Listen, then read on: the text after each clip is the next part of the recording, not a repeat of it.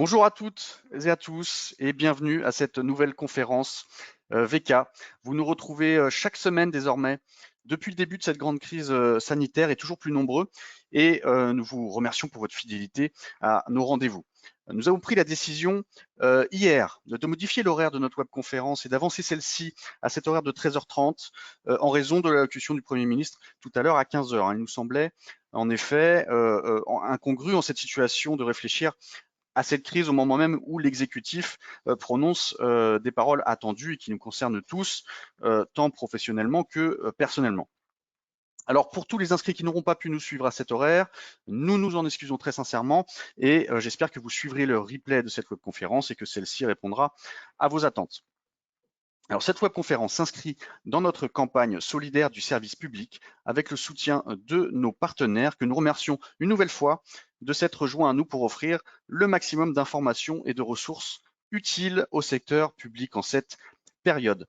La CASDEN, la banque coopérative de toute la fonction publique, la MNT, la mutuelle nationale territoriale, première mutuelle des agents publics, et enfin la SMACL, leader de l'assurance des collectivités territoriales. Vous retrouvez également sur vk.fr nos réseaux. Dans cette campagne spéciale solidaire du service public, une grande série d'entretiens des acteurs publics face à la crise menée par Hugues Périnel. Nous donnons dans ces entretiens la parole à ceux qui font face à cette configuration exceptionnelle dans les collectivités et les établissements publics. Ce sont des entretiens riches d'enseignements avec beaucoup de retours d'expérience déjà. Mais aussi sur vk.fr, toujours, nous mettons à disposition nos ressources documentaires dans un service spécial en accès libre. Nous décryptons les questions liées à la gestion des ressources humaines, au marché public, la reprise des chantiers, procédures de marché en cours, des finances locales et de la continuité budgétaire, des problématiques spécifiques au personnel hospitalier également. Il vous suffit de créer un compte sur vk.fr et vous pouvez accéder à toutes ces ressources tout à fait gratuitement et librement. Au cours de cette webconférence, dès maintenant, vous pouvez poser vos questions via la fenêtre questions qui se situe à droite de votre écran dans la petite fenêtre GoToWebinar de l'outil. Posez vos questions, nous tenterons d'y répondre tout au long de l'heure que nous allons passer ensemble. Nous vous informons par ailleurs que cette conférence donnera lieu à un enregistrement qui sera mis en ligne. Vous pourrez donc visionner à nouveau l'événement dans les jours à venir. Et enfin, sachez que le support de présentation vous sera envoyé après l'événement par mail dans les jours à venir. Alors, nous avions la semaine dernière abordé cette crise et les répercussions par son trait tout particulier qui est sa durée, avec énormément de réflexions très stimulantes sur aussi les enseignements à tirer, les mutations possibles des organisations sur le long terme. Alors cette webconférence d'aujourd'hui, nous l'avons intitulée Les leçons de l'urgence, car si nous sommes encore au cœur de la crise, encore en période de confinement, sous état d'urgence sanitaire, l'horizon de l'après, quel qu'il soit d'ailleurs, se profile avec cette date du 11 mai à l'horizon et plus près de nous tout à l'heure à 15h avec de nouvelles informations plus précises de la part du gouvernement. Mais il est donc déjà temps de tirer les premiers enseignements qui seront sans aucun doute de toute première utilité dans cette préparation de l'après à court, moyen et à plus long terme. Alors, que nous a appris et continue à nous apprendre l'urgence à laquelle nos organisations ont dû faire face durant la crise sanitaire? Quelle gestion du temps au cœur de la crise? L'urgence peut-elle rassembler? Quel process de décision pour réduire le temps de réaction? Comment adapter nos équipes? Autant de questions parmi tant d'autres que nous allons aborder ensemble et pour tenter d'y répondre et nous éclairer sur ces sujets, nous avons le plaisir d'avoir avec nous deux intervenants que je remercie d'ores et déjà pour leur présence parmi nous aujourd'hui. Alors tout d'abord, Madame Nadège Battista, vous êtes directrice générale adjointe aménagement territorial, habitat, grands projets et notamment les Jeux Olympiques de 2024 à la métropole du Grand Paris. Après plusieurs postes en direction générale, notamment Chartres Métropole, Châteauroux Métropole et Saint-Étienne Métropole. Vous avez fait des études de psychologie, d'urbanisme, d'administration des entreprises. Vous êtes diplômé de l'INET, de Sciences Po Lille et de l'Université de Grenoble en droit public.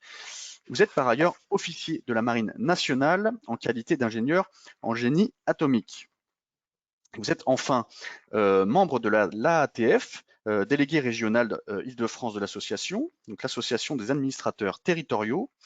L'association a pour objectif de représenter les intérêts des administrateurs territoriaux, mais aussi est un laboratoire d'idées qui poursuit l'objectif de promouvoir la gestion publique locale et le modèle de république décentralisée en étant un interlocuteur régulier des pouvoirs publics. Bonjour, cher Nadège. Bonjour, bonjour à mes auditeurs, confinés et non confinés. Avec nous également, Monsieur Rémi Delecta. Vous êtes directeur des ressources humaines au centre hospitalier de Saint-Lô et de Coutances dans la Manche. Vous étiez auparavant directeur adjoint du centre hospitalier de l'Ouest Vosgien. Vous êtes diplômé de l'école des hautes études en santé publique, de l'ESCP et de l'Université Dauphine, diplômé en accompagnement des transformations. Vous êtes par ailleurs coach professionnel et formateur en process communication. Vous êtes enfin administrateur de l'ADRESS, l'association pour le développement des ressources humaines dans les établissements sanitaires et sociaux. Alors l'ADRESS, c'est une association regroupant des professionnels RH de tous horizons, directeur des ressources humaines chez l'établissement, directeur des soins, et l'association promeut la dimension humaine du management comme socle de la gestion des ressources humaines à l'hôpital. Bonjour, cher Rémi. Bonjour Julien et bonjour à tous. Alors, entrons dans le cœur de notre sujet. Nadège Battista, je me tourne tout d'abord vers vous pour tenter de tirer des leçons de cette crise et de l'urgence, tout particulièrement, cette brutale urgence qui a marqué tous les esprits et les organisations. Et vous souhaitez, je crois, prendre un peu de recul tout d'abord et revenir sur le concept même d'urgence. Oui, tout à fait, Julien. Je vous propose un petit détour par l'histoire et par l'étymologie de l'urgence avant d'évoquer nos contextes managériaux. Il est vrai que nous vivons aujourd'hui un réel paradoxe avec une période de ralentissement total, social, économique, et qui contraste avec la gestion de l'urgence. Et nous vivons une véritable dualité temporelle, ce qui est plutôt exceptionnel parce que nos organisations sont plus habituées à l'urgence. Alors l'urgence succède à l'urgence des municipales succède l'urgence du confinement, à l'urgence des plans de continuité d'activité succède l'urgence des plans de reprise d'activité, et à l'urgence du confinement succède l'urgence des plans de relance. Alors on est vraiment en plein dedans. Et l'urgence est finalement très contextuelle, finalement subjective. Alors le contexte de crise sanitaire nous permet néanmoins de mieux discriminer l'urgence absolue des urgences relatives et nous invite à revenir au sens premier du mot urgence. En latin, urgere évoque la force, la contrainte physique, la pression extérieure et finalement une forme d'oppression. Et l'oppression physique, avant d'être temporelle et mentale, elle est plutôt physique, très matérielle. Il y a eu en cela un glissement sémantique, finalement du spatial au temporel vers le psychique. Et l'urgence, aujourd'hui, on l'associe au stress au quotidien. Alors l'urgence, ça rejoint le champ médical. Du XIVe au XIXe siècle, elle relève uniquement du lexique médical. Et c'est par définition ce dont on doit s'occuper sans retard. Il y a un lien exclusif entre l'urgent et le vital. Alors le lien, c'est perdu, en l'occurrence aujourd'hui. Et non seulement l'urgence a dépassé le domaine du médical pour envahir toutes les sphères, l'urgence a aussi dépassé l'urgence vitale pour englober toutes nos petites urgences du quotidien.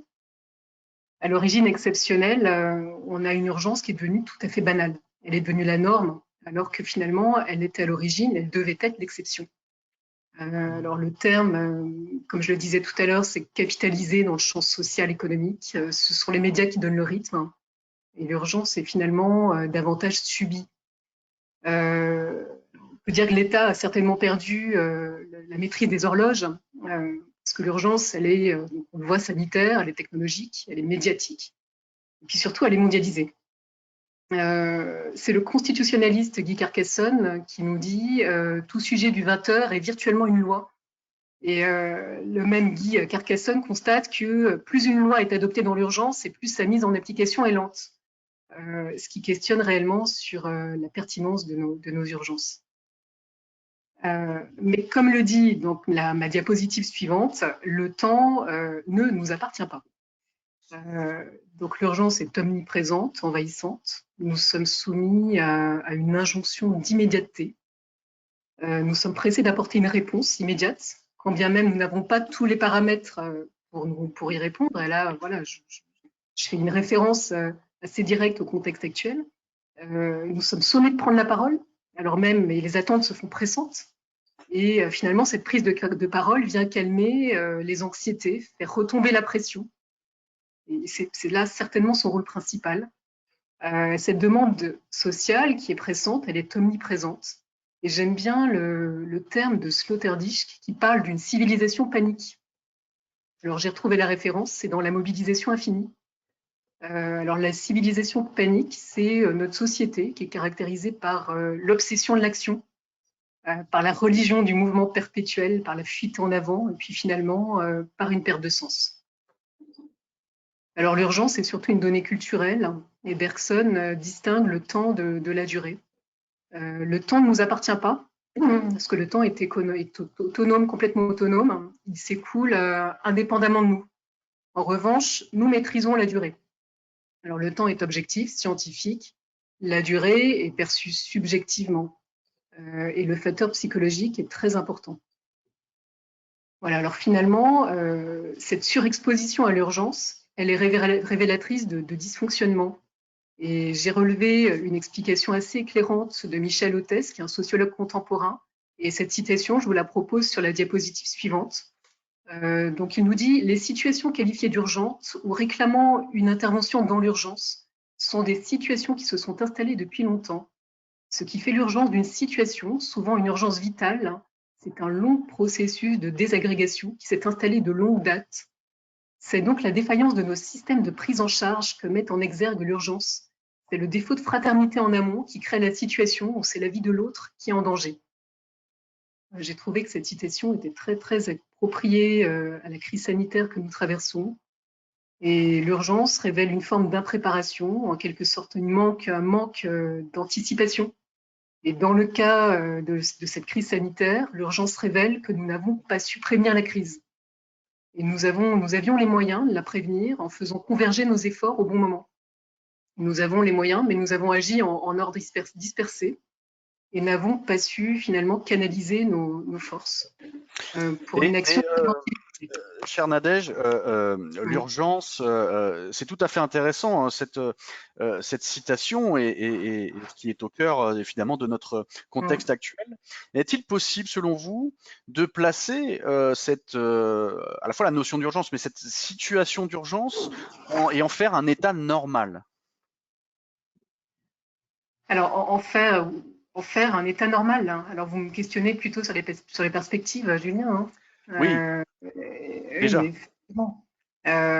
Alors, aujourd'hui, effectivement, l'urgence envahit notre quotidien. Donc, on est sur une urgence qui est banalisée. On est sur une urgence qui est complètement banalisée. Et l'urgence devrait représenter plutôt l'exception. Et je pense que la crise nous invite à prendre davantage de recul par rapport à cela. Donc, prendre du recul et se dire quelle est la véritable urgence. C'est certainement cette urgence vitale. Voilà. Alors, en l'occurrence, nos organisations ont différentes façons d'appréhender l'urgence. Je pense qu'on est plus ou moins fait pour la gérer, cette urgence. Et que certaines organisations sont davantage que d'autres tournées vers sa gestion. Donc voilà, on a plus ou moins l'habitude de la gérer. Et je souhaitais à cet égard, et c'est là l'objet un petit peu du déroulement de ma présentation, de la diapositive suivante, vous faire part de mon expérience d'officier de marine qui a constitué un premier temps de ma carrière professionnelle. Voilà, alors pour préciser un petit peu ce que Julien disait en introduction, je suis rentrée dans la Marine nationale en tant qu'officier de carrière en 1998. J'y ai été formée et j'ai exercé plusieurs années les fonctions d'officier nucléaire en génie atomique et notamment sur le porte-avions Charles de Gaulle. Et j'ai découvert dans cet univers finalement un univers très ritualisé avec 2 temps imbriqués, un temps très cyclique qui se répète sans cesse avec des entraînements quotidiens et un temps d'urgence. Alors un temps cyclique, ritualisé, qui prépare le temps de la survie, le temps de l'intervention. Et la récurrence, l'entraînement répétitif, arme pour la gestion de ces situations extrêmes. Il faut être très entraîné pour répondre à l'urgence, parce que l'urgence nécessite voilà, nécessite effectivement de réunir tous les efforts en un temps extrêmement court. Et donc cette action-là nécessite une préparation de l'entraînement. Sur les bateaux de la Marine nationale, il faut savoir que les risques les plus importants sont les risques d'incendie et de voie d'eau. Et on s'exerce au quotidien à lutter contre les incendies et les voies d'eau, que le bateau soit à quai ou à la mer. Les officiers de sécurité à bord, et j'ai assuré ce rôle pendant 1 an, doivent faire preuve de beaucoup d'imagination pour varier les scénarios de ces exercices quotidiens. Donc on a des briefings, on a des débriefings qui ont vocation à préparer l'urgence et à adapter finalement les réactions. Même si finalement en situation réelle, on sait que rien ne se passe jamais comme prévu. Alors, un autre exemple, et je vous mettais là une abaque, c'est la manœuvre de l'homme à la mer. Je ne sais pas si certains la connaissent, mais c'est l'une des premières manœuvres qu'apprend un jeune marin et navigateur pour être en mesure de porter secours à l'homme qui est tombé à la mer. Et la manœuvre consiste à revenir sur ses pas en décidant une boucle pour ne pas broyer le collègue dans l'hélice. C'est important, hein. Et cette manœuvre est sans cesse répétée. Donc, première manœuvre que l'on apprend, un entraînement vraiment récurrent, et puis des évaluations sur cette manœuvre. Et je me souviens que voilà, j'avais ce souvenir-là des abacs, et je vous en ai donné une, qui faisait correspondre justement la durée de survie à la température de l'eau. Ce qui montre que finalement, l'urgence est clairement ramenée à cette notion de survie, d'urgence vitale, et donc à son sens premier. Voilà, alors donc la vie du marin, c'est vraiment ce que je souhaitais dire, est un entraînement permanent. La vie de l'ingénieur atomique, et en génie atomique l'est aussi, avec donc des examens annuels écrits, des exercices en grandeur réelle sur simulateur, qui sont également annuels. L'ingénieur atomique est testé avec son équipe à partir de scénarios fictifs qui permettent d'évaluer son temps de réaction et le temps de réaction de son équipe, ce qui est extrêmement important pour cet ingénieur en génie atomique. Et les entraînements ne sont pas inutiles, hein, car il est prouvé que pour la majeure partie des événements à caractère nucléaire, et puis voilà pour les autres également, hein, parce que je pense que c'est la même chose pour l'aviation civile, hein, les dysfonctionnements sont liés aux facteurs humains et non pas à des pannes matérielles. Voilà. Donc la réponse à l'urgence, ce qui me fait dire que la réponse à l'urgence, c'est quand même tout sauf de l'improvisation.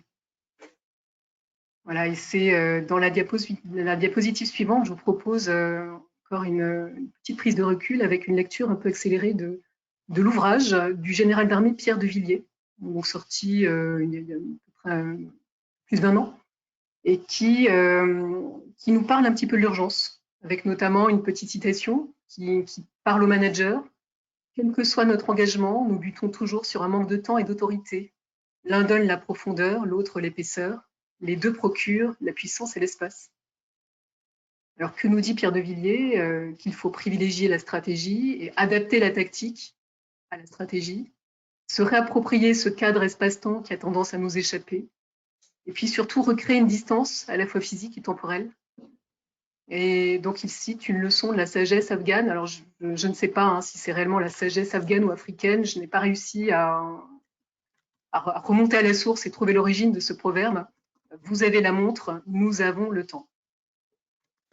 Voilà, alors on le voit, l'apport, le retour d'expérience de la science militaire est tout à fait adapté, tout à fait décisif dans la compréhension de la crise et les leçons à en tirer.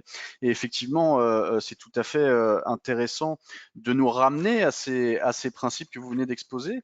Et moi, ça me ramène à certaines de mes études lointaines, mais la différence effectivement entre stratégie et tactique, entre l'art opératif et l'art stratégique de vision long terme. On pourrait résumer, on gagne une bataille avec la tactique et on gagne une guerre avec la stratégie.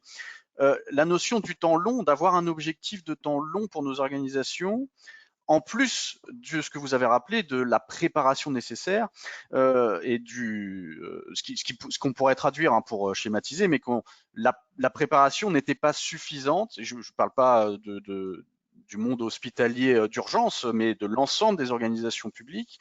Selon vous, il y a une préparation plus importante et une vision de long terme à apporter. Oui, il y a déjà une observation. Je pense que le facteur observation est très important, savoir réellement, pour comprendre les causes, savoir réellement ce qui se passe. Et ensuite, bien entendu, se préparer à la crise. Et beaucoup d'organisations sont tournées vers cette gestion de la crise. Nous, on le voit, donc, vous avez sans doute, dans toutes les organisations, nous avons des exercices incendie, nous avons, et là, l'exercice, là, on a vécu, en quelque sorte, un événement grandeur nature, auquel nous aurions pu être certainement mieux préparés. Voilà. Dans tous les cas, il nous faut surtout capitaliser sur le retour d'expérience pour anticiper les prochaines, sachant bien entendu qu'elles ne seront jamais de la même nature. Voilà, donc on a beau se préparer, on optimise le temps de réaction, mais on ne connaît jamais tous les paramètres d'une situation qui évolue. Absolument. Alors, finalement, ces principes là, de Pierre de Villiers, on peut tout à fait les transposer dans le champ du management. Et dans nos quotidiens de manager, c'est là le thème de ma diapositive suivante, nous sommes confrontés à une dualité avec le temps du projet qui est un temps long et le temps de la décision qui est un temps politique, un temps court. Alors là, je parle vraiment de notre contexte de territoriaux, de praticiens territoriaux. Voilà, le temps long, c'est par exemple le projet d'aménagement qui est conçu sur 10 années, un minimum de 10 ans. Lorsqu'on conçoit par exemple la ZAC de la Plaine-Saulnier en face du stade Saint-Denis, on le fait pour les JO 2024, mais on le fait également pour la phase héritage au-delà de 2025. Donc le projet s'inscrit réellement dans le temps long.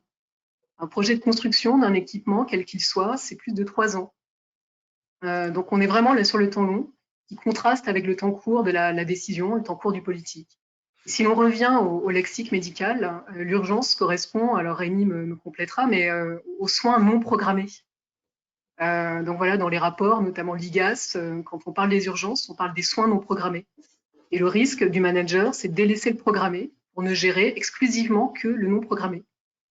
Donc cet équilibre, cette balance entre le court terme et le long terme n'est pas toujours facile à trouver. Et nous cédons souvent à la tentation d'une urgence qui est devenue omniprésente dans nos quotidiens. La tentation est très forte d'être sur la tactique, plus souvent que sur la stratégie. Il faut être sur les deux en pratique, j'en suis persuadée.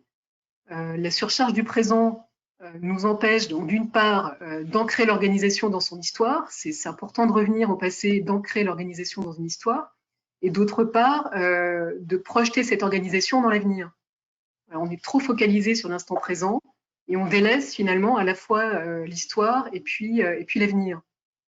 Voilà. Alors pourquoi on le fait? On a tendance à le faire spontanément parce qu'on associe l'urgence au risque. L'urgence, c'est le risque de ne pas arriver à temps, c'est le risque de décevoir un public, c'est le risque d'échouer. Voilà. Alors l'urgence dans nos sociétés, elle est aussi liée, je pense, à une certaine conscience de la précarité des situations. On vit la précarité dans nos organisations. Bon, je le dis au sens très général, du fait de leur instabilité.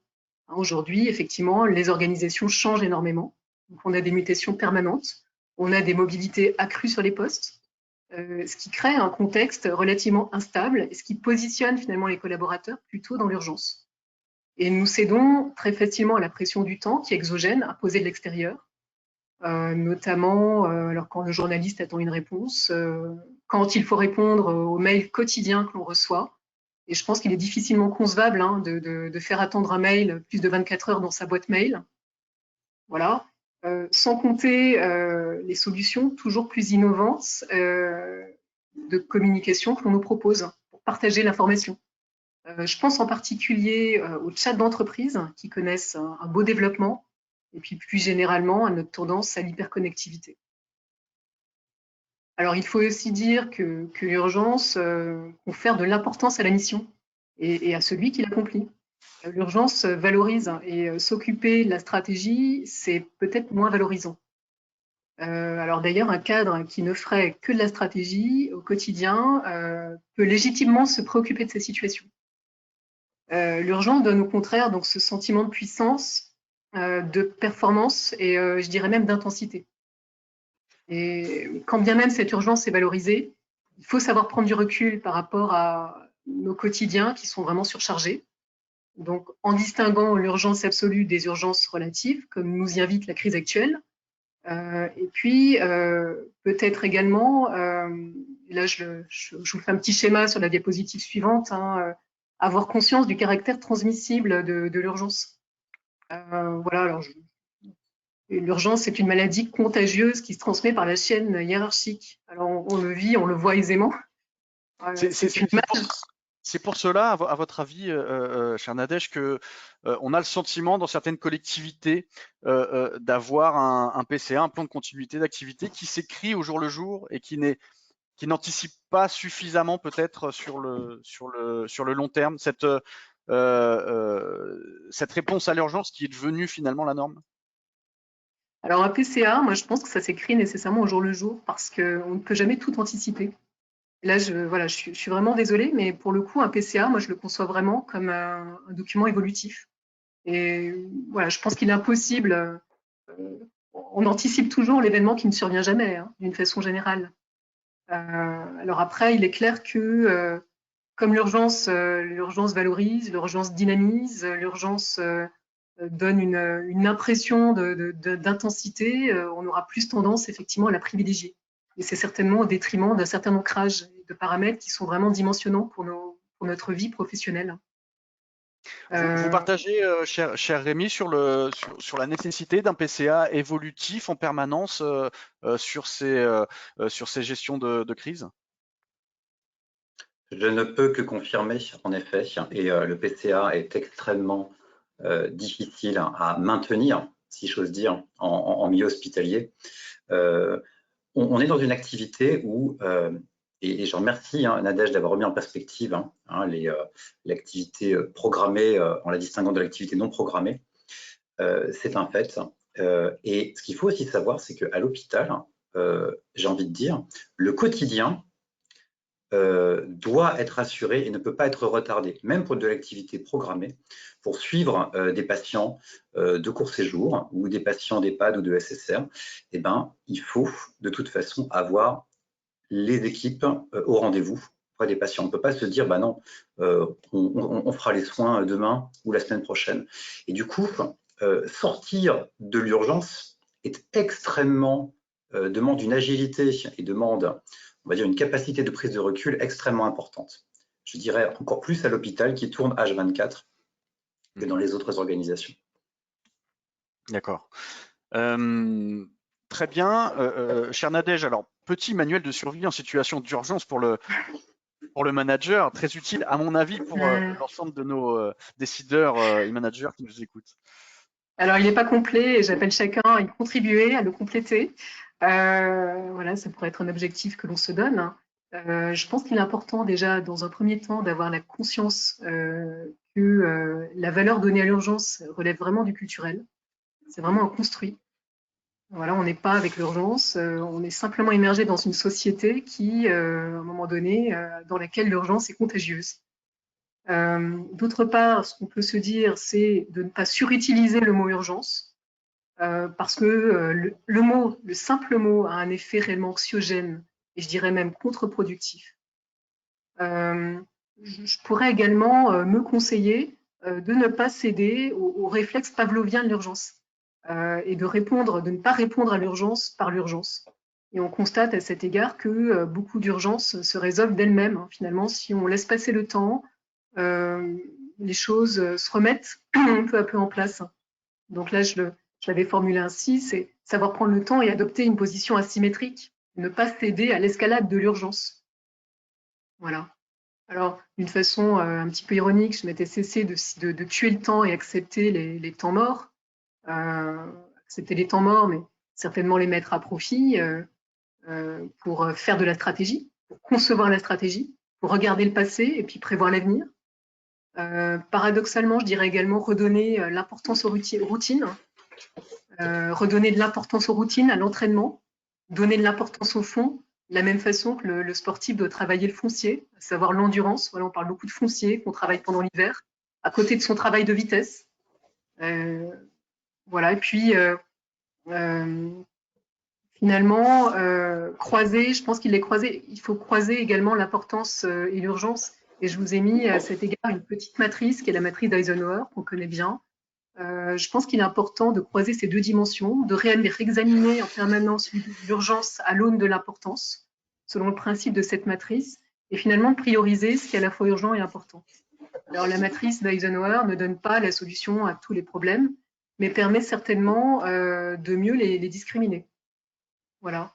Alors, je parlais également d'un retour aux valeurs. Je pense que l'urgence, en face de l'urgence, on peut mettre les valeurs de patience, d'engagement et de persévérance, voilà, qui me semblent être vraiment des valeurs importantes. Alors, il est certain que l'urgence sanitaire actuelle nous ramène à notre impuissance, à notre vulnérabilité en tant qu'individu, certainement également en tant qu'organisation. Elle nous invite je pense, à considérer notre potentiel d'action avec modestie et surtout à concevoir nos actions en articulation avec celles des autres acteurs. Et je pense que nos actions n'ont pas de valeur si elles sont conduites isolément. Par exemple, et là Rémi ne me contredira pas, l'hôpital ne fonctionne pas sans la logistique. Voilà, c'était pour la transition. Et puis, pour relativiser un peu et pour conclure, j'ai retenu deux petites citations, notamment celle d'Eisenhower, et c'est l'objet de la dernière diapositive, qui nous dit ce qui est important est rarement urgent, et ce qui est urgent est rarement important. Donc, nous invite à prendre un petit peu de recul. Et puis, celle d'Auguste de Teuf, que connaissent certains, dans les propos d'Oël Barenton, confiseur, qui nous dit, voilà, il n'y a pas d'affaires urgentes, il n'y a que des gens pressés. Merci, cher Nadège, à méditer. C'est difficile dans les temps d'urgence mais dans le retour d'expérience, c'est à prendre en compte et ce recul est nécessaire pour adopter une bonne stratégie et faire un véritable retour d'expérience vertueux pour l'avenir. Merci infiniment. Dites-nous, nous posons une question qui vous est adressée, chers auditeurs. Dites-nous, les leçons tirées de la gestion de crise aboutiront-elles sur des transformations pérennes de vos organisations? Pensez-vous que ce sera une des leçons à tirer de cette crise? Nous vous laissons quelques secondes pour répondre à cette question et nous allons commenter les résultats et ensuite aborder avec vous, cher Rémi, les problématiques d'urgence dans le secteur qui vous est cher, l'hospitalier. Alors, est-ce qu'on a les résultats du sondage? Alors, vous êtes 78% à répondre oui, 22% à répondre non, donc grande majorité d'entre vous à répondre oui. Cette crise suffisamment majeure, nous avons des leçons à en tirer et cela va aboutir à une transformation, alors à des degrés certainement très divers, mais de nos organisations. Peut-être un commentaire là-dessus, Nadège, et puis Rémi ensuite. Oui, alors c'est réellement ce que l'on peut espérer, de tirer des leçons pérennes de l'organisme, effectivement de ce que l'on traverse. Quand bien même l'activité aujourd'hui, c'est une activité qui est nouvelle pour la plupart de nos organisations et donc on est un petit peu décentré par rapport à ce qu'on a l'habitude de faire et cette activité n'est pas représentative du fonctionnement courant de l'organisation. Donc lorsque l'on va se recentrer, il faut espérer qu'on emporte avec nous le bagage qu'on a constitué. En l'occurrence, ce bagage est fait de beaucoup de choses et je pense en particulier au télétravail que l'on a tous éprouvé, qui est pour nos organisations un télétravail quasi généralisé, des visioconférences qui nous permettent effectivement de ne pas traverser Paris pour aller rencontrer nos interlocuteurs, mais de se voir finalement chacun à son bureau ou chez soi, et de pouvoir mettre à profit finalement le temps de trajet pour faire autre chose. Et je pense qu'effectivement, il nous faudra pouvoir tirer ces leçons et les préserver, les intégrer dans nos modes de fonctionnement. Merci, cher Nadège. Alors, c'est amusant parce qu'en préparant moi cet événement, je suis tombé sur une phrase de Vladimir Yankelevitch qui dit: l'urgence, c'est le pressant d'avenir immédiat, le futur en train de se faire présent. Donc, est-ce que finalement, toutes ces nouvelles configurations que nous vivons dans l'urgence et du fait de la crise ne dessinent déjà pas le futur de nos organisations? Rémi? Alors, On peut l'espérer. Il est certain que cette crise sanitaire ne laissera pas nos organisations indifférentes. Je pense qu'il y a extrêmement un très grand nombre, on va dire, de leçons qu'on peut en tirer. Je vais essayer de le développer après. Il ne faut pas sous-estimer néanmoins le phénomène très fort d'homéostasie qu'on peut avoir dans nos organisations. On est très fort pour sortir, on va dire, de notre zone de confort de manière temporaire lorsque l'urgence l'exige. Pour autant, on va dire, le naturel revient très vite au galop et l'organisation, surtout aussi complexe et aussi tentaculaire que celle d'un hôpital, peut avoir tendance à revenir à ses acquis, à son fonctionnement. Donc, il faut qu'on soit très vigilant là-dessus. Nous, à Saint-Lô et à Coutances, on a commencé à tenir un journal de bord de la crise et de tous les enseignements qu'on a notés au quotidien, au fil de l'eau. Et bientôt va venir le temps du retour d'expérience.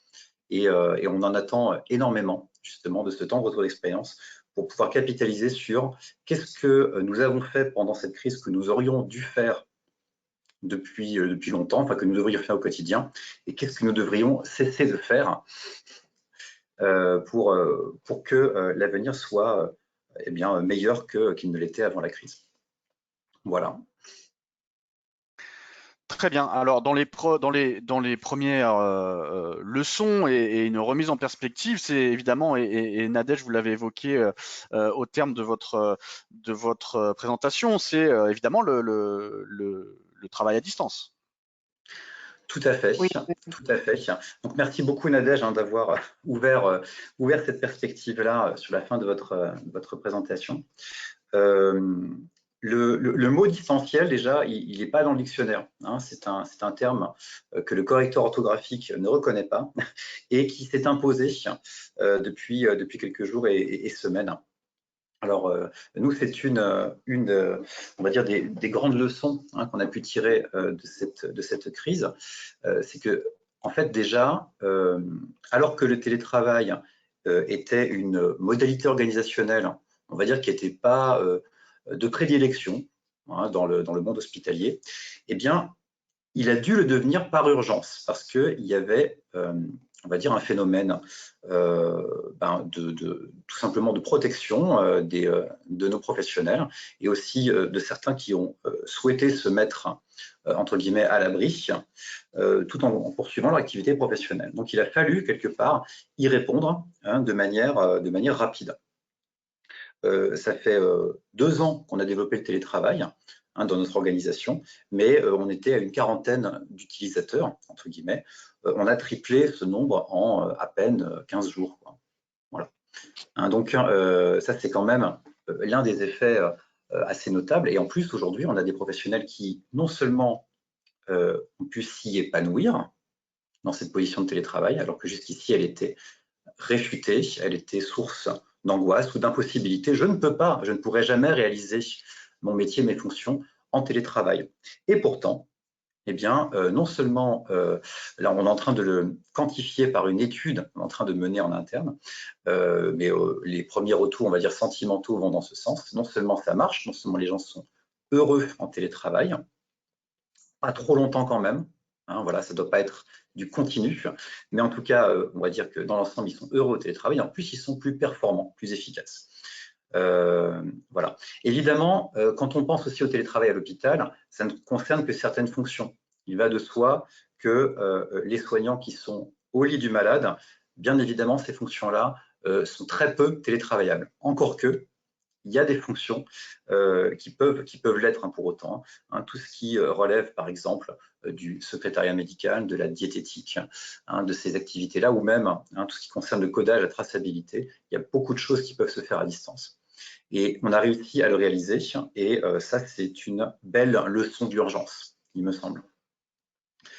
Voilà, donc sur la diapo suivante, là aussi, je vais rebondir opportunément sur ce qu'a dit Nadège, qui parlait des métiers de routine et de leur remise en en lumière, en effet, le rôle majeur de la logistique hospitalière est réapparu.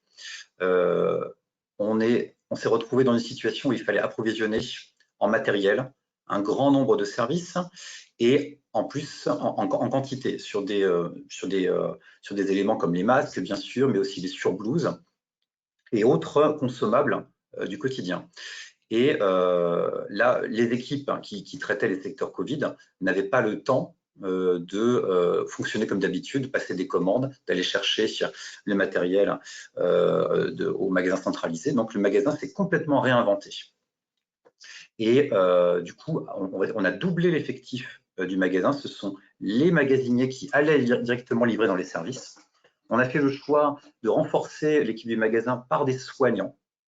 Donc, des professionnels vraiment du terrain qui pouvaient plus facilement aller à la rencontre de leurs collègues et de leurs besoins et organiser du coup l'approvisionnement. Et ça a été un vrai succès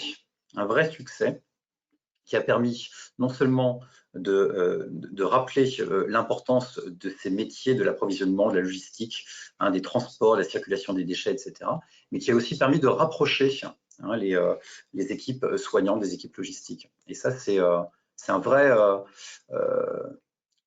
une vraie leçon aussi, c'est du coup la capacité, devant une problématique commune et urgente qui s'impose à tous, de recréer du lien là où il n'y en avait pas suffisamment auparavant. Voilà.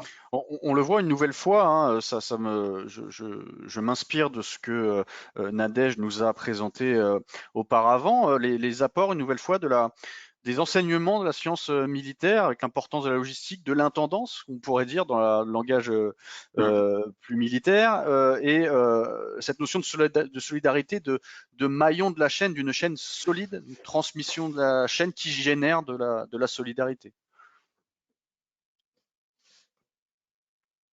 Oui, je ne sais pas si Nadège voulait commenter, mais en tout cas, je retrouve tout à fait ça. Voilà, on se retrouve dans ces propos-là. Alors là, je voulais également mettre en exergue le fait que dans toute crise, il y a des opportunités.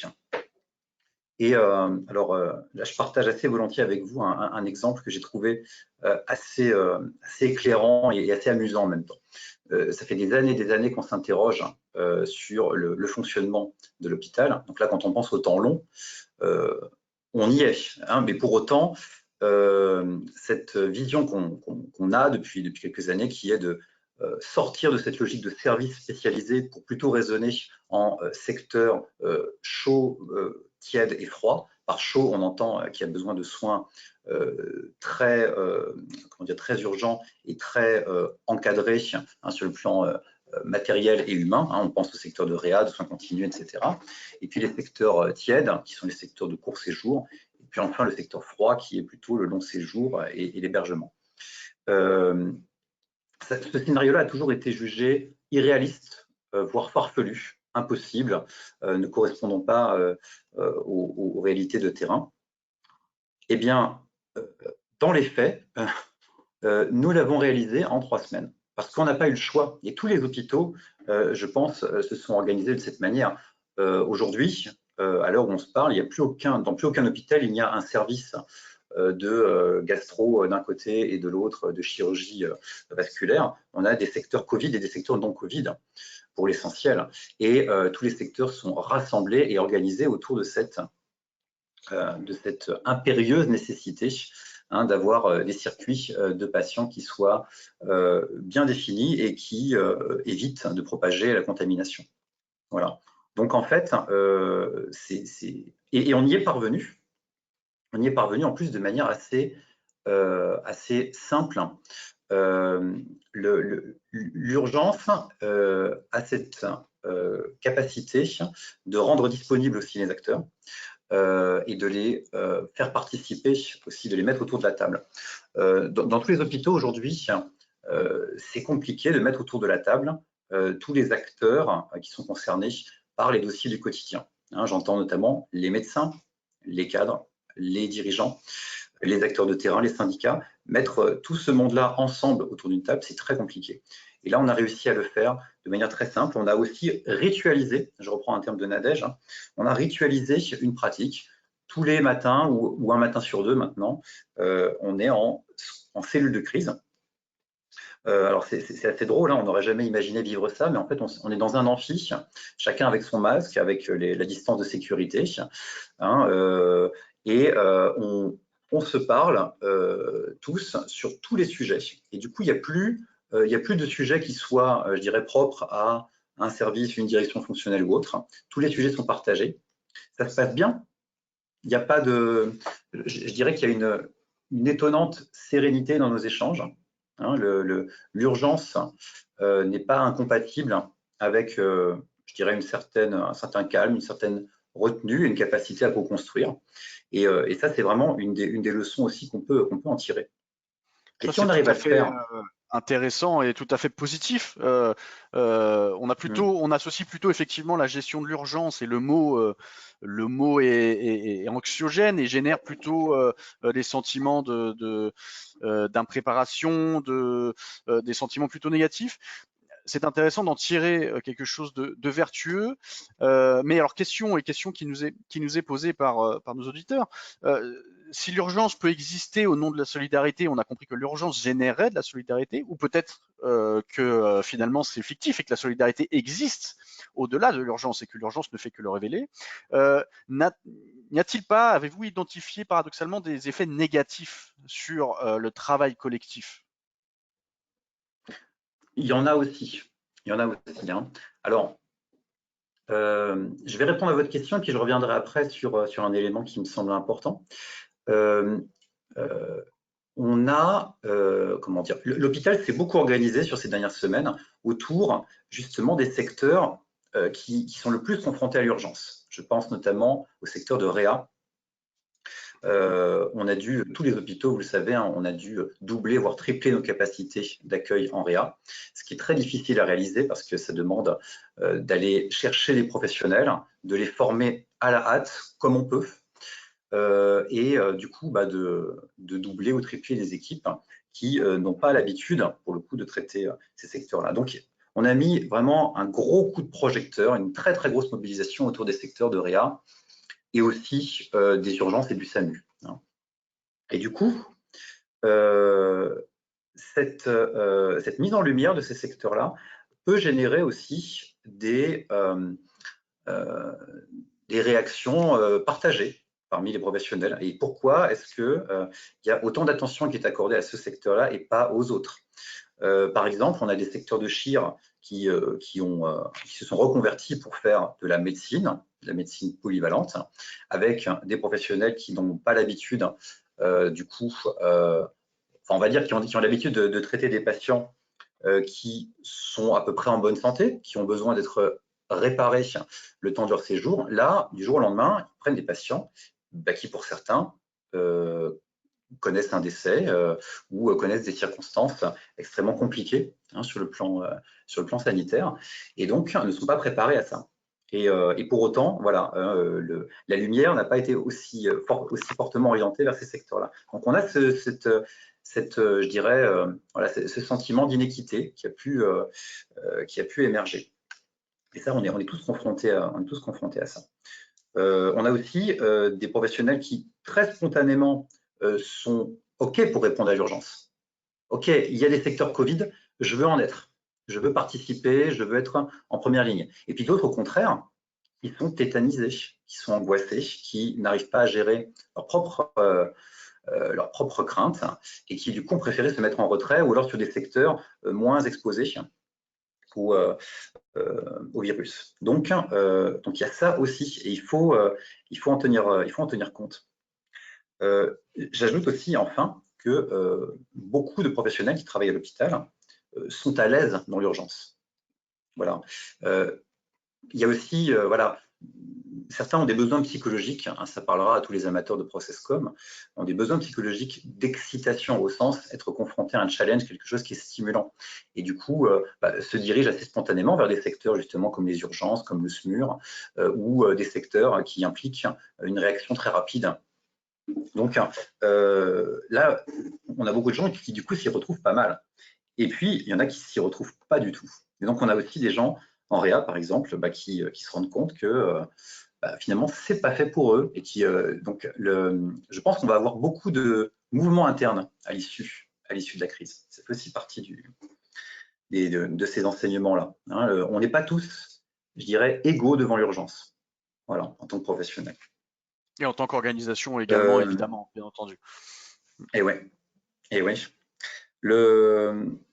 J'ajoute aussi que quand on parle du temps long versus le temps court, tous les hôpitaux, on s'entraîne à réagir à l'urgence. Hein, on s'entraîne à actualiser des plans blancs, à s'entraîner. On a beaucoup d'exercices de simulation.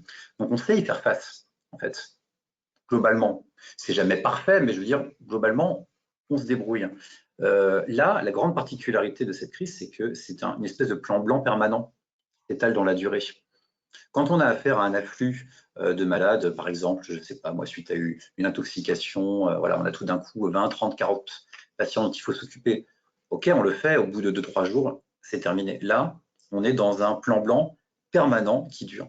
Donc, ça rebat en fait tous nos repères, tous nos acquis. Mais moi, ce que je constate, c'est que dans la durée, ça marche pas trop mal en fait. Et on arrive à garder globalement, même s'il y a une fatigue, on arrive à garder une motivation et on va dire on a un niveau de résilience qui est assez élevé. Donc on est capable de faire face à l'urgence longue, si je peux l'appeler comme ça. Alors, Voilà. c'est permis d'une certaine manière, vous devez, ce que vous venez de rappeler, déplacer le curseur de priorité entre tout devient urgent et important, mais finalement, il faut bien faire des priorités, donc séparer l'urgence de l'importance. Tout à fait, tout à fait. Et là, moi, ce que je note, c'est que beaucoup de dossiers, de sujets qui étaient considérés hier comme étant très urgents, hyper prioritaires, non reportables, ont été reportés. Très allègrement, sans aucune difficulté. Et du coup, voilà, hein, cette crise est aussi une très belle manière de nous réinterroger sur qu'est-ce qui compte vraiment. Et là, je rebondis encore hein, sur la présentation de Nadège, hein, sur la différence entre l'important et l'urgent. On s'occupe beaucoup de ce qui nous apparaît comme étant urgent, et l'important est parfois est souvent relégué. Cette crise nous met vraiment en lumière ce qui est essentiel pour le fonctionnement de l'hôpital. La gestion des organisations, la gestion des ressources humaines et les questions logistiques. Et ça, c'est quand même quelque chose de très fort.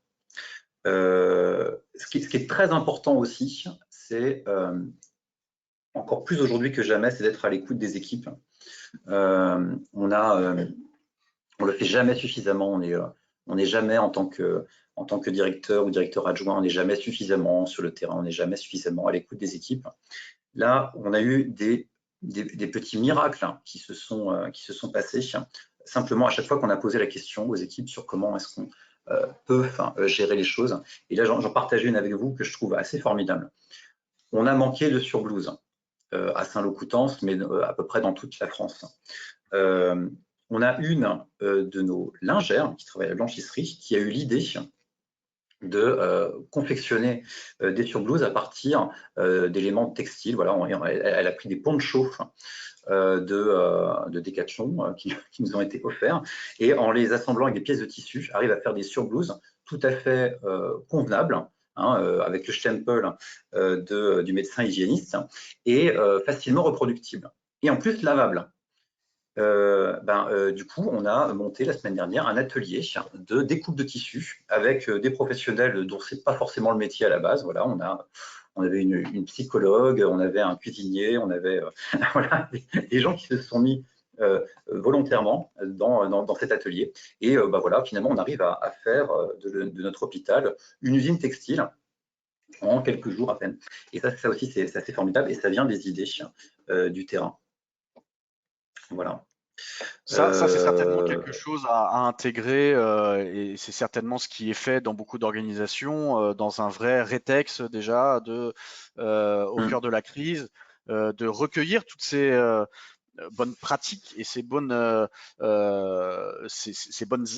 inventivités, je dirais, ces innovations faites au cœur de la crise. Et ce qu'on note, cet élan de solidarité, on le voit tous, hein, on le souligne à juste titre au niveau des agents publics et principalement de l'hospitalier, mais de l'ensemble des agents publics qui font perdurer les services, et aussi cet élan de solidarité envers le secteur public de l'ensemble de la société, où des initiatives ici et là sont constatées, et ce que vous venez de rappeler aussi sur cet exemple précis. Et d'ailleurs, oui, Nadège, ouais.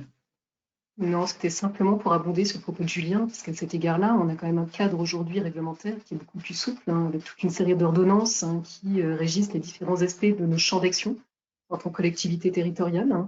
Mais il y aura, bien entendu, un retour à la normale. Donc, il faut regarder effectivement ce qu'on emportera avec nous à l'occasion de ce retour-là. Et puis, simplement pour rebondir sur le propos de Rémi tout à l'heure, en effet, l'urgence est catalyseur de solidarité. On le voit au cœur de la crise sanitaire. Et je pense aussi que autant la prévention des crises nécessite, appelle la norme, et appelle vraiment une action extrêmement cadrée, autant la gestion de l'urgence même nécessite de la créativité, de la flexibilité, de l'innovation. Donc c'est un petit peu ce que Rémi mettait en lumière tout à l'heure. Absolument. En tout cas, voilà, l'innovation, elle est là et elle est la plupart du temps au cœur du terrain. Voilà, ce sont les professionnels de terrain qui ont les réponses, bien plus que les dirigeants ne peuvent en avoir le plus souvent. Alors, je vais prendre une question qui nous vient de nos auditeurs avant de passer aux attentes des hospitaliers après la crise avec vous, cher Rémi. Ma question s'adresse à vous, Rémi, puis ensuite Nadège pourra réagir. Le risque de l'urgence n'est-il pas de toujours privilégier l'efficacité aux dépens d'autres critères?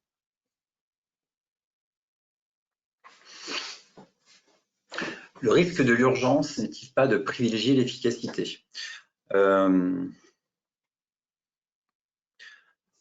C'est sans doute un des risques, en effet, hein, lorsque il y a un grand nombre de patients qui sont dans l'hydréa, que normalement on peut en prendre 6 à 8 et que là ils sont 12 et qu'il faut les prendre en charge.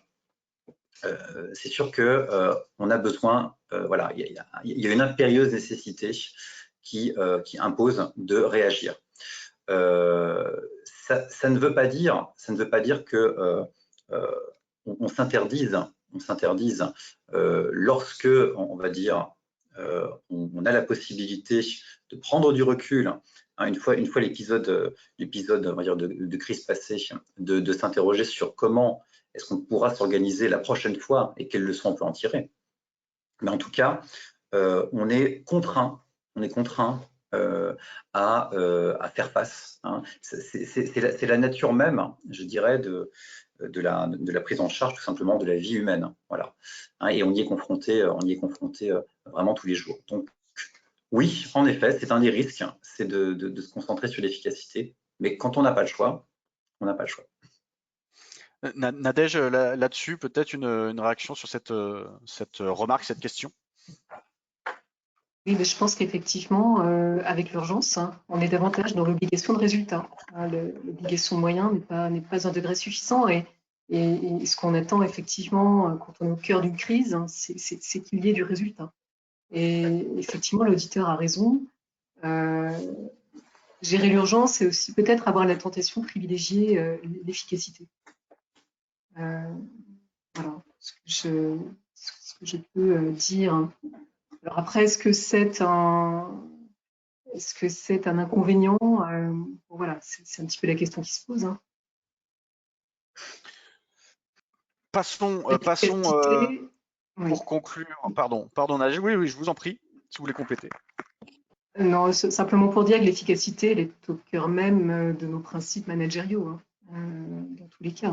Plus largement, voilà, c'est ce que l'auditeur questionnait tout à l'heure.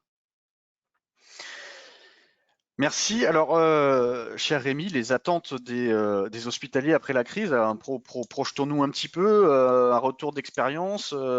Qu'est-ce qui va transformer l'organisation, oui ou non? Enfin, on a vu que beaucoup le pensent. Quel est votre regard sur sur ces attentes et sur cet après? Euh, je pense que en tant que, aussi bien en tant que DRH hospitalier qu'en tant que citoyen, je ne peux qu'espérer que cette crise permettra d'apporter donc un regard différent sur les réalités, sur les contraintes de la prise en charge tout simplement de nos patients. On a besoin de pouvoir faire face justement à toutes les situations. Et on se rend compte que c'est quand même beaucoup plus réalisable de pouvoir faire face à des fortes activités, des forts dépassements, des forts besoins de mobilisation, lorsqu'on a un peu de, je dirais, un peu de marge pour pouvoir le faire. Et la grande difficulté, c'est que aujourd'hui, compte tenu des, on va dire des moyens qui sont attribués à l'hôpital public, on n'a pas la possibilité d'avoir cette marge. On doit être finalement, on doit être au taquet en permanence. C'est ça qui du coup est extrêmement compliqué. Alors on y arrive. Le pire, c'est qu'on y arrive quand même. On y arrive quand même parce que les hospitaliers répondent présents. Pour la très grande majorité, je dirais, d'entre nous, nous avons choisi l'hôpital parce que justement, il y a cet engagement inconditionnel. Et heureusement. Et on ne peut pas être néanmoins sans arrêt dans le fait de se reposer sur cet engagement. Ça ne peut pas, c'est pas durable en termes de gestion. On a vraiment besoin, pour le coup, d'avoir plus de monde. On a besoin d'avoir plus de monde. C'est une réalité aujourd'hui. En fait, c'est très difficile de penser les choses autrement. Alors, sauf bien sûr à transformer complètement la manière dont nous soignons. Si on arrive à faire davantage d'activités ambulatoires, si on arrive à faire à se passer d'hospitalisation longue, bien sûr, là, dans ces cas-là, OK. Mais compte tenu de la manière dont nous sommes organisés aujourd'hui, clairement, aujourd'hui, ça passe pas. Ça ne passe pas. Et je pense que l'après-crise sera un moment clé pour faire le bilan. Et j'ajoute aussi quelque chose d'important, c'est qu'on a besoin de prendre soin des soignants aussi. Et les cordonniers étant souvent les plus mal chaussés, ce qu'on observe, c'est que les soignants ont beaucoup de mal à je dirais, sortir de leur prise en charge pour s'occuper d'eux. J'en veux pour preuve, on est très nombreux dans les hôpitaux à avoir mis en place des cellules d'écoute psychologique. Souvent, les psychologues cliniciens qui sont au service des patients, vu qu'il y a moins d'activités programmées, ont plus de temps, donc souvent ont été remobilisés pour être davantage à l'écoute des professionnels. En fait, il y a très peu de demandes. Il y a très peu de demandes. Et on s'attend tous à ce que lorsque la crise va s'atténuer, il risque d'y avoir une retombée très forte d'adrénaline et c'est là qu'il va y avoir des besoins extrêmement forts. Donc on doit aussi, c'est une des grandes leçons aussi de cette urgence et de cette crise, c'est organiser l'accompagnement des professionnels au quotidien. Et là je reprends ma casquette de coach. On a vraiment besoin dans le secteur hospitalier, sans doute encore plus qu'ailleurs, de pouvoir personnaliser les accompagnements, offrir aux professionnels la possibilité d'être accompagnés, donc soit par du coaching, soit simplement par une cellule d'écoute ou par des moyens qui sont à notre disposition aujourd'hui, comme par exemple la mindfulness, pour sortir un peu sortir de l'immédiateté, se recentrer sur soi, faire un body scan, se reconnecter au réel pour s'économiser et éviter ce à quoi je m'attends, c'est-à-dire une forte retombée psychologique lorsque la crise s'arrêtera.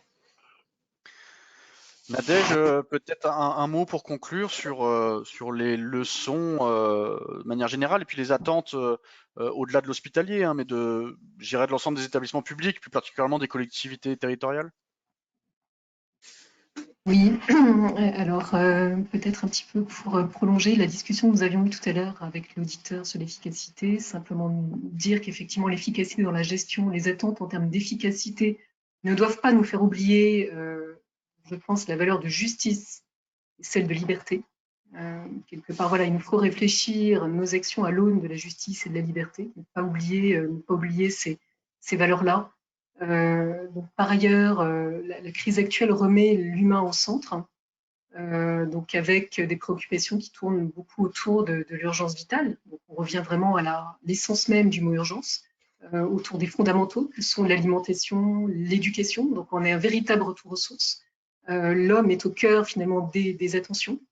Donc on le voit hein, dans le quotidien professionnel aujourd'hui, les échanges de mails sont assez souvent ponctués par un portez-vous bien qui témoigne d'une nouvelle attention portée à l'autre. Je pense que c'est ce qu'il faut qu'on garde de cette crise sanitaire que nous traversons et ce qui nous invite aussi à revisiter la valeur travail, à l'aune de la valeur santé, regarder effectivement quelles sont les priorités. Et aujourd'hui, je pense que nous serons amenés dans le sillage de la crise à accorder une plus grande importance à la santé de l'homme, à travers nos actions en tant que collectivité, et je pense notamment à nos compétences en matière environnementale, mais également d'une façon plus endogène vis-à-vis de nos salariés, en apportant un soin particulier, voilà, avec des techniques de travail qui sont le télétravail, privilégiant, tourner plutôt autour de la qualité de vie au travail et du bien-être. Eh bien, merci pour ces réflexions. Souhaitons-le. Souhaitons-le, ce serait une sortie positive de ces grands bouleversements. Malheureusement, nous arrivons au terme hein, de cette webconférence. Alors, pour tous ceux qui n'auraient pas eu de réponse à leurs questions, n'oubliez pas l'intégralité de nos services, Vécaline Expert et l'intégrale ressources humaines, hein, tous nos solutions de décryptage juridique et d'accompagnement opérationnel avec veille réglementaire. Dites-nous hein, si vous souhaitez plus d'informations sur l'ensemble de ces services. Nous ferons un plaisir de vous contacter pour vous les présenter. N'oubliez pas, par ailleurs, hein, pendant toute la durée encore de cette crise, encore pendant plusieurs semaines, vous pouvez accéder gratuitement à nos contenus dédiés à la crise sanitaire. Créez-vous un compte hein, sur vk.fr et l'accès est libre. Et bien entendu, vous suivez toute l'actualité au quotidien sur notre site vk.fr. Nous poursuivrons donc le mois de mai prochain nos webconférences. Alors nous sommes en train d'organiser nos prochains événements. Restez donc bien à l'affût sur notre site, sur l'onglet webconférences, vous retrouvez notre agenda des prochains rendez-vous. Merci infiniment à nos intervenants d'avoir répondu à notre invitation, pour s'être rendus disponibles hein, à nos côtés en ce moment et pour leurs réflexions, leurs expertises. Merci Nadège Battista, merci Rémi Delecta, merci infiniment à tous deux. Merci à l'AATF, hein, l'Association des administrateurs territoriaux. Merci également à l'ADRES, l'Association pour le développement des ressources humaines dans les établissements sanitaires et sociaux. Merci à nos fidèles partenaires sur cet événement et l'ensemble de notre campagne solidaire du service public, hein, la SMACL, la MNT et la CASDEN. Merci à Hugues Périnel pour son concours décisif hein, dans la préparation de cet événement, une nouvelle fois. Merci à Laetitia Ligo pour la réalisation à distance de cet événement. Et merci enfin à toutes et à tous pour votre attention et votre participation. Une nouvelle fois, bon courage puisque tout n'est pas terminé et tenons bon, tenez bon dans la durée. Et je me fais le porte-parole encore hein, de toute l'équipe VK pour adresser tous nos encouragements à l'ensemble des agents publics qui assurent la continuité des services. Et bien entendu, nous avons aujourd'hui, avec Rémi Delecta, un représentant du monde hospitalier, une pensée particulière pour l'ensemble de ces personnels, notamment les personnels soignants. Donc une des leçons à tirer hein, de cette grande crise et de toutes ces urgences, c'est peut-être aussi de faire en sorte d'en sortir grandi collectivement, et c'est aussi ça que l'on retiendra de cet événement et espérons-le sur le long terme. Merci à tous une nouvelle fois et à très bientôt sur vk.fr.